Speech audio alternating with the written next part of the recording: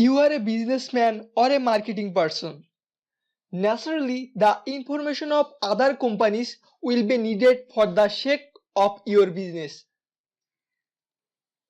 But you have poor knowledge about how to find other company information and collect them for business purpose. Or are you sluggard? Do you want to remove your idleness and earn money from freelancing? Now you are thinking you have no 3 or 4 months for learning freelancing. So how could you learn freelancing? Don't take tension, learn one freelancing skill within 1 hour and start your freelancing career. Hi, I am Arifur and welcome to Web Research Volume 1 Finding Company Information for Beginners. Now you have a question about what can you learn from this course?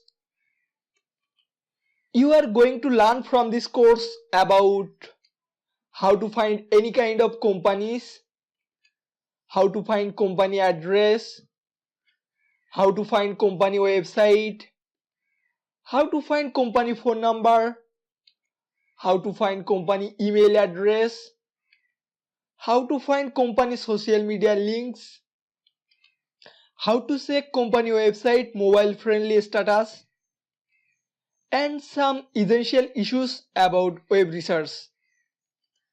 Let's get started.